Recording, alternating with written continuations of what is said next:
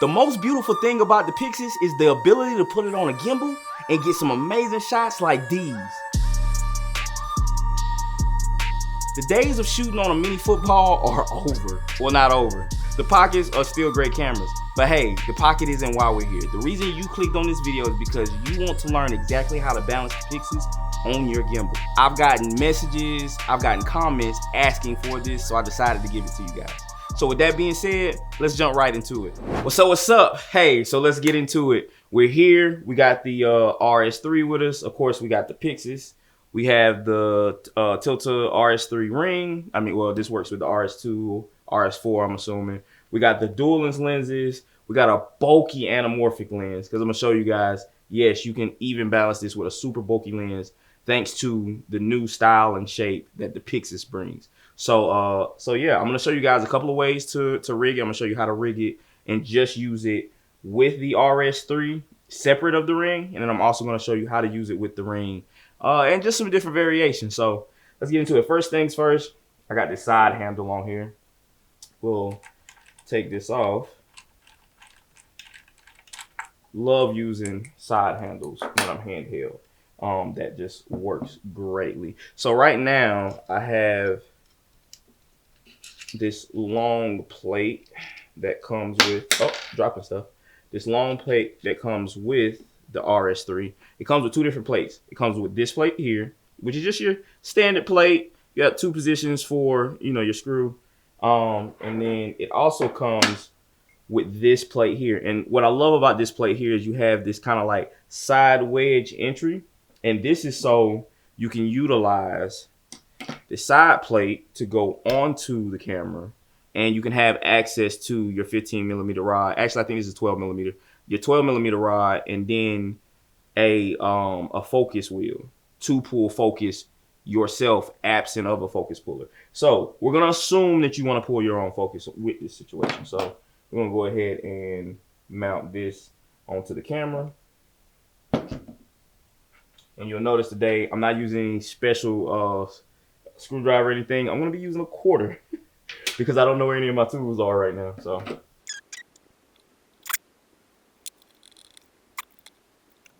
all right, really quick before I throw the lens on, I want to show you the reason why I put this on with your 12mm rod attached to it, and I didn't do it, you know, boom and then separate, is because when you do it together, you can use your 12mm rod to help you gauge that you're on the camera straight, and you know, you're not crooked or anything like that. The more precise that you can be with everything that you do with setting this up, the better your experience is going to be running this camera on the gimbal. So that is why I did that. So we'll go ahead and take our plate that comes with the RS3. Boom. You're going to clamp it down. And also, the tighter you can make everything, every screw, as tight as you can make it. You don't want to strip anything, but as tight as you can make it, so, you know, as you're gimbaling through the day, things aren't coming loose, which is going to throw your balance off.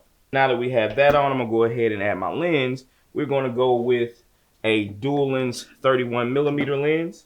Set that up.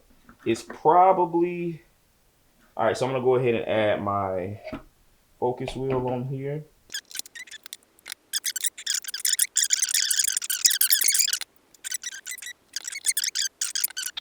All right, we'll give it one last check.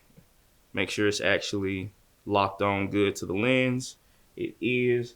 That is great. So now the part that's probably going to be your most fun, the thing that you want to know the most, we're going to balance it on the gimbal. But we're not using it with the ring, so I know you're wanting to know how exactly are we going to power it. We're going to power it is with these BPU batteries. Now, if you've seen this channel at all, I use a big, bulky, fat, I think 95 BPU battery. You can't use that on this because it'll protrude too far out and it'll hit the back of your gimbal.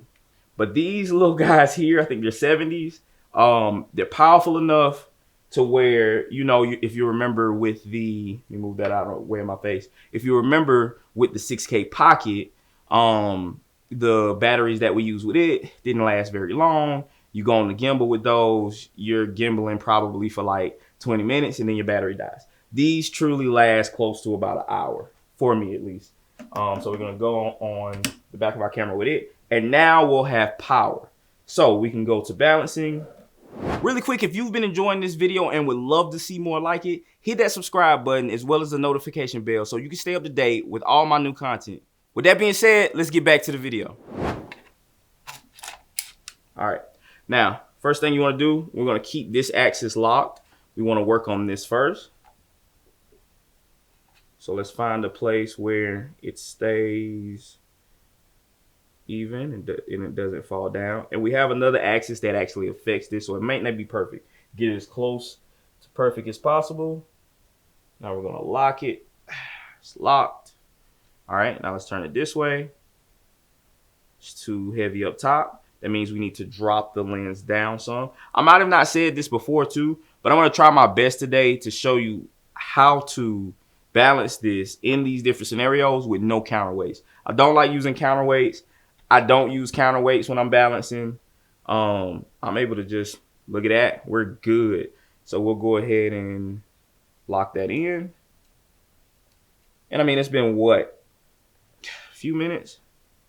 Okay, we're a little off now because we made some adjustments there, no problem. We just need to readjust here. It's too back heavy, so we're gonna come forward a little. Take your time with this because it's just little small increments. We don't need to work on it anymore. Now we need to work on this axis that rotates. So, and I'm pretty sure it's off balance because last camera I had on here was an R5. All right, so we're gonna unlock that. We're gonna, boom, look at that. Too heavy that way. That's cool. Got plenty of room. I'm gonna play with this until it sits in the middle. That's a little lopsided, so I know that's not it. Let's come back some. That was a little too much. You want it to kind of like sit in the middle, just like that. And then when you go to the left or the right, it comes back to the middle. Cool. I won't say that that's completely perfect, but it's close enough, my honest opinion. I think that's a good enough balance. You can keep tweaking. Like I say, the more perfect you can get with it, the better your experience is going to be. After you tighten it, let's just make sure it's about the same. So now what we need to do is we need to connect our focus wheel. So we're going to plug it in. It goes over here straight into the gimbal. Now I'm in the DJI RS3 app. I'm going to turn the gimbal on. So you're in the RS3 app, you're gonna go to motor parameters, and of course you're gonna see it working on those motors, working on those settings. Now, if y'all know me, I don't really ever talk this professional. I'm just trying to be as professional as possible so y'all get the knowledge and not be joking all the way through it. But yeah, all right, cool. So the gimbal is done. We're going to turn the camera on. Camera comes on, no problem, as I expected.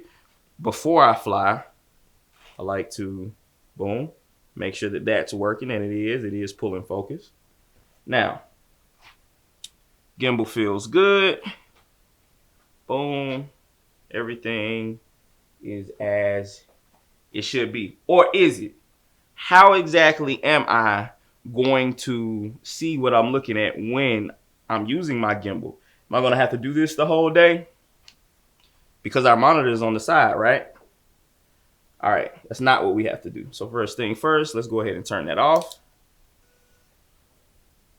If you are going to use this setup, you do need a monitor. There's a couple of different ways that you could implement a monitor. Let me turn my camera off as well. The way that I like to implement the monitor is with this guy right here. Now, this is a side handle attachment that comes with your Ronin.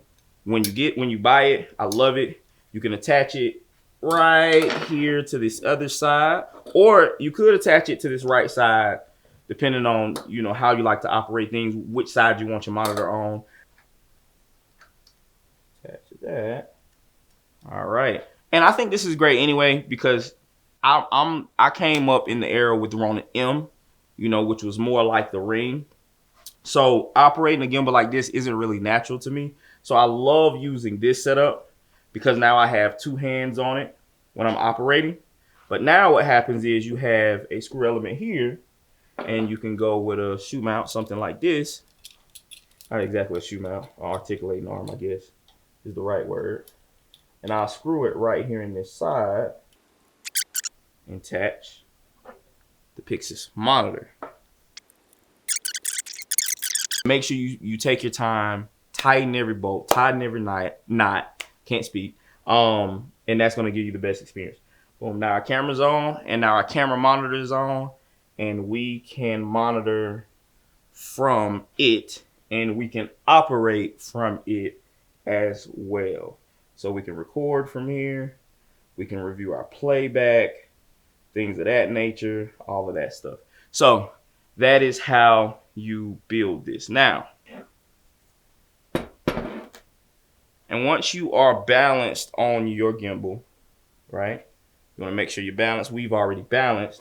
All you're going to do to go to the ring is you're going to come straight off of your battery and go straight here. So a little bit of a, whew, it's going to feel weird when you grab it, so be very careful not to drop your camera. We're going to go onto here. Once I go on here, this does kind of change it a slight bit. So I like to kind of check everything and rebalance. It can throw things off. See that? Yep. It can kind of throw things off when you move here. It's still going to be really close though. Like, it's not going to be like completely off. See, I just bumped it a little bit and it went back. All right, cool. All right, so now what we want to do, we want to take our battery. Our battery is going to go here. Our monitor is going to go up here. I love this. This just feels right to me. Again, this is what you want to do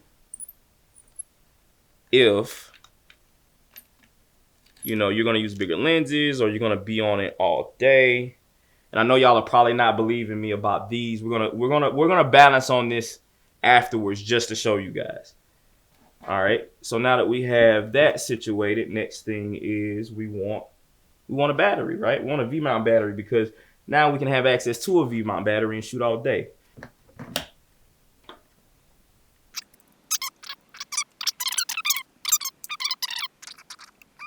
Alrighty. Now, when I go to this, like I told you, everything kind of changes again. So, I mean, it may be beating a dead horse. I just like being safe, better safe than sorry. So I'm going to go into my gimbal.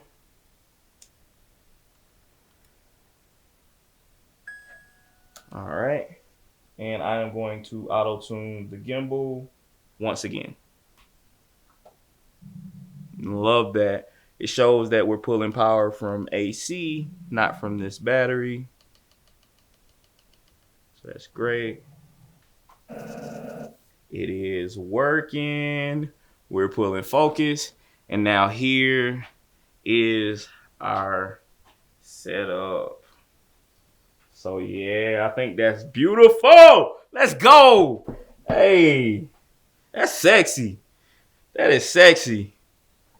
So yeah, I'm ready to shoot some stuff already. Again, if you want to do something like, you know, add a terror deck and let somebody else pull focus, you know, you can attach your terror deck in so many different ways and run it to it. Use a ton of right angle accesses. So like your SDIs, stuff like that. If you have right angles, use those. That way it's not sticking out. And if you tilt up, it hits the back of your gimbal. So now that we've done that, I mean, you should be pretty happy, but I'm going to go one step further and really quickly balance with a bulky Greyjoy anamorphic lens. And this thing is heavy. So we shouldn't be able to balance this on a gimbal properly, but we're about to do it.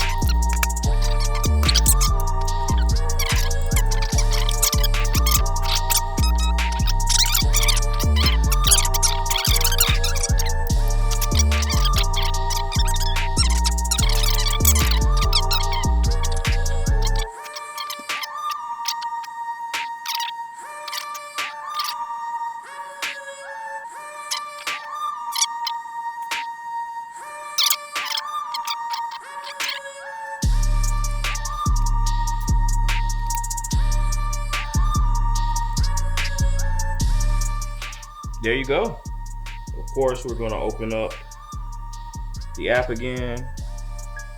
The motors are probably gonna go crazy at first. Actually didn't. So it's not too far off. It is a difference in weight though, so we are gonna tune it. That's it, man. Only thing I didn't do was I didn't throw my battery back on it, or I don't have my battery on it. So what I would do is I would attach this to the gimbal and then run a USB-C, not a USB-C, a V-mount to Limos from the battery. And that's how I would power it. But other than that, just for example's sake, there you are with an anamorphic lens. Thanks for checking out the video. If you enjoyed watching this one, check this one out.